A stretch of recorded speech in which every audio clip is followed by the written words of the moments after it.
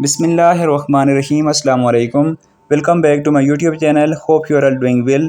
Guys, आज के इस वीडियो लेसन के अंदर हम स्क्रीन पर लिखे गए जुमलों को इंग्लिश में ट्रांसलेट करना सीखेंगे।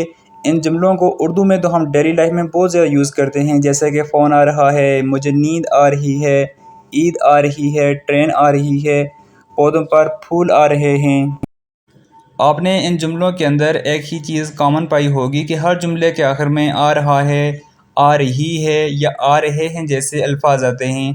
अब आपके जहन में ये ख्याल आता होगा कि कम का मतलब होता है आना या कमिंग का मतलब होता है आ रहा है, तो आप इनके लिए कम या कमिंग का वर्ड यूज़ करेंगे। ऐसा नहीं है, क्योंकि हर जुमले का कंसेप्ट, हर जुमले का मीनिंग और आइडिया टोटली डिफरेंट है। क्योंकि हर जुमले के अंदर जो हमारे पास सब्जेक्ट है वो डिफरेंट है। लाइक जैसे कि ट्रेन, ये डिफरेंट सब्जेक्ट है, फ़ोन डिफरेंट है, ईद डिफरेंट है, पौधे डिफरेंट हैं।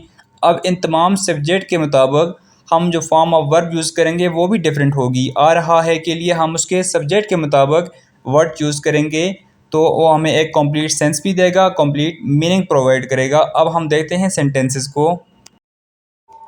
फर्स्ट फिक्रा है हमारे पास, फ़ोन आ रहा है, फ़ोन इज़ कमिंग। ये हमारे पास गलत हो गया, क्योंकि फ़ोन के लिए हम यहाँ पे कमिंग का वर्ड चूज़ नहीं करेंगे। फ़ोन आ रहा है के लिए हम यहाँ पर फ़ोन इज़ रिंगिंग का वर्ड यूज़ करेंगे। फ़ोन के लिए हम जो फॉर्म ऑफ वर्ब यूज़ करते हैं वो रिंगिंग है, कमिंग नहीं है। अगर तो आप कहते हैं आपका फ़ोन आ रहा है, देन आप कहेंगे योर फ़ोन इज़ रिंगिंग। अगर आप माजी के लिए यूज़ कर रहे हैं, आप कहते हैं आपका फ़ोन आ रहा था, देन आप इंग्लिश में कहेंगे your phone was ringing. Is हम यहाँ पे प्रेजेंट के लिए यूज़ करते हैं और वाज पास्ट के लिए यूज़ होता है।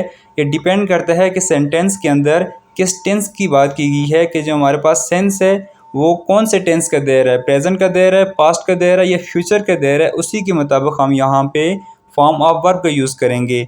लेकिन फ़ोन आ रहा है के लिए आप यहाँ पे रिंगिंग का वर्ड यूज़ करेंगे, कमिंग का वर्ड नहीं यूज़ करेंगे। अगर कमिंग का वर्ड यूज़ करेंगे तो आपका सेंटेंस गलत हो जाएगा। अगर तो आप किसी गाड़ी के आने की बात करते हैं, किसी व्हीकल के आने की बात करते हैं, आपने जो फॉर्म ऑफ वर्ब वहाँ पे यूज़ करना है वो अराइव यूज़ करना है, अराइविंग।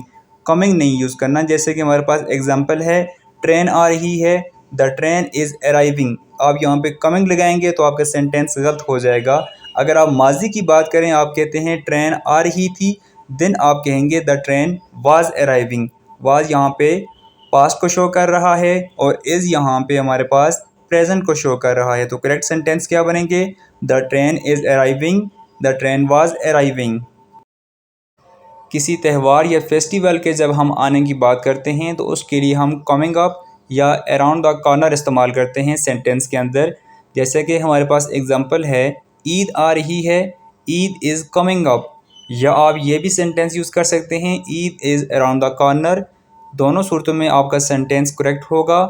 ईद आ रही है, ईद इज़ कमिंग अप, और Eid is around the corner. एक और एग्जांपल हमारे पास, उसकी सालगिरह आ रही है, his birthday is coming up. अब यहाँ पे आप अराउंड द कॉर्नर भी यूज़ कर सकते हैं, जैसे कि his birthday is around the corner. दोनों सेंटेंसेस करेक्ट हैं, क्योंकि जब मैंने कहा कि फेस्टिवल या त्यौहार की आप बात करते हैं, देन आपने कमिंग अप या अराउंड द कॉर्नर इन दोनों फॉर्म ऑफ वर्ब में से कोई एक यूज़ करना है, तो आपका सेंटेंस करेक्ट होगा। नेक्स्ट एग्जांपल है, मुझे ख्याल आ रहा है, I am getting an idea, I am getting an idea. पानी गर्म हो रहा है, the water is getting hot, the water is getting hot. पानी ठंडा हो रहा है, the water is getting cold, the water is getting cold. पानी ठंडा हो रहा है। मतलब कि वाटर के लिए जब आप बात करते हैं ठंडा होने की या गर्म होने की, देन आपने गेटिंग का वर्ड यूज़ करना है। यहाँ पर भी आपने कमिंग का वर्ड बिल्कुल यूज़ नहीं करना। नेक्स्ट एग्जांपल है, मुझे नींद आ रही है, आई एम फीलिंग स्लीपी। अब यहाँ पर देखिए, हमने जो फॉर्म ऑफ वर्ब यूज़ की नींद के लिए, वो यहाँ पे हमने फीलिंग का वर्ड यूज़ किया, ना कि हम यहाँ पे कमिंग यूज़ करेंगे। हम यहाँ पे क्या यूज़ करेंगे? फीलिंग।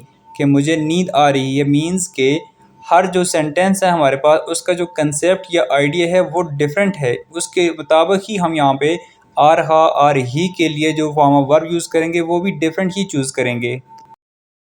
नेक्स्ट एग्जांपल है, इम्तहान आ रहे हैं, दी एग्ज़ाम्स इज़ कमिंग अप। जब आप इम्तहान की बात करेंगे, देन आपने कमिंग अप यहाँ पे फॉर्म ऑफ वर्ब यूज़ करना है। तो सेंटेंस हमारे पास क्या बनेगा, the exam is coming up, इम्तहान आ रहे हैं। नेक्स्ट एग्जांपल है कोई आ रहा है, समवन इज़ कमिंग, वो आ रही है, शी इज़ कमिंग। अब यहाँ पे हमने जो फॉर्म ऑफ वर्ब यूज़ किया वो कमिंग यूज़ किया। इसकी रीज़न क्या है, क्योंकि जब भी हम समबडी मीन्स के जब हमारे पास सब्जेक्ट ही, शी, इट, दे वगैरह होंगे, जब हम किसी मेल या फीमेल की बात करें, किसी इंसान की बात करेंगे, आने की जाने की, देन हम वहाँ पर कमिंग ही यूज़ करेंगे। ये डिपेंड करता है कि हमारे पास सब्जेक्ट क्या है। मुझे तुम्हारी याद आ रही है, आई एम मिसिंग यू। अब यहाँ पर देखें, याद के लिए हम यहाँ पे जो फॉर्म ऑफ वर्ब यूज़ करेंगे वो मिसिंग यूज़ करेंगे, आई एम मिसिंग यू। हम यहाँ पे ये नहीं कह सकते आई एम कमिंग यू, हालांकि यहाँ पर भी आ रही की बात की जा रही है, लेकिन यहाँ पे जो सेंस है, जो यहाँ पे कंसेप्ट है वो टोटली डिफरेंट है। देन हम यहाँ पे मिसिंग, यहाँ पे जो फॉर्म ऑफ वर्ब है वो चूज़ करेंगे, तो हमारा सेंटेंस बनेगा आई एम मिसिंग यू, मुझे तुम्हारी याद आ रही है। पौधों पर फूल आ रहे हैं, flowers are blooming on the plants. अब इस सेंटेंस में देखें कंसेप्ट डिफरेंट है। देन हम यहाँ पे ब्लूमिंग लगा रहे हैं, यहाँ पे हम कमिंग नहीं लगा रहे हैं, तो हमारे पास सेंटेंस क्या बनेगा, flowers are blooming on the plants, पौधों पर फूल आ रहे हैं। जब आप पौधों की बात करेंगे, खिलने की बात करेंगे, देन आप वहाँ पे ब्लूमिंग जो फॉर्म वर्ब है वो यूज़ करेंगे। जब आप किसी सीज़न के आने की बात करते हैं, देन आपने वहाँ पे फॉर्म ऑफ वर्ब अप्रोचिंग का यूज़ करना है, देन आपका सेंटेंस करेक्ट होगा। जैसे कि एग्जांपल है हमारे पास, सर्दियाँ आ रही हैं या सर्दियों का मौसम आ रहा है। इसके लिए इंग्लिश में हमारे पास ट्रांसलेशन क्या होगी, the winter season is approaching, the winter season is approaching, सर्दियाँ आ रही हैं या सर्दियों का मौसम आ रहा है। सूरज की रोशनी कमरे में आ रही है, sunlight is entering in the room. अब यहाँ पे दाखिल होने के लिए आपने entering form of verb use किया, तो आपका सेंटेंस करेक्ट बन गया, sunlight is entering in the room, सूरज की रोशनी कमरे में आ रही है। नया फ़ोन मार्केट में लॉन्च किया जा रहा है, the new phone is being launched in the market. जब आप किसी डिवाइस की बात करते हैं कि ये डिवाइस बाज़ार में न्यू आई है, देन आपने वहाँ पे लॉन्च जो है फॉर्म ऑफ वर्ब यूज़ करना है, तो आपका सेंटेंस करेक्ट होगा। यहाँ पर जैसे कि the new phone is being launched in the market, ये हमारे पास करेक्ट सेंटेंस है कि नया फ़ोन मार्केट में लॉन्च किया जा रहा है। गर्मियों की छुट्टियां आ रही हैं, the summer break is going on.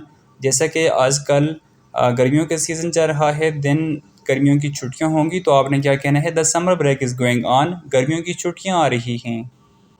अब हमारे पास ये जो 3 स्टेटमेंट हैं, इनको आपने इंग्लिश में ट्रांसलेट करना है। इनका कंसेप्ट और इनका सेंस समझकर आपने इनके लिए फॉर्म ऑफ वर्ब यहाँ पे यूज़ करना है। देखना है कि हमारे पास जो सब्जेक्ट है वो क्या है, और उसके अलावा हमारे पास यहाँ पर नाउन क्या है और किस चीज़ के हवाले से बात की जा रही है। देन आपने यहाँ पे फॉर्म ऑफ वर्ब चूज़ करना है, जैसे कि मेरे भाई की शादी आ रही है, मेरा रिज़ल्ट आ रहा है, मेरी अलविदाई पार्टी आ रही है। आपने इन तीनों सेंटेंसेस को इंग्लिश में ट्रांसलेट करके अपना आंसर कमेंट्स बॉक्स में ज़रूर सेंड करना है।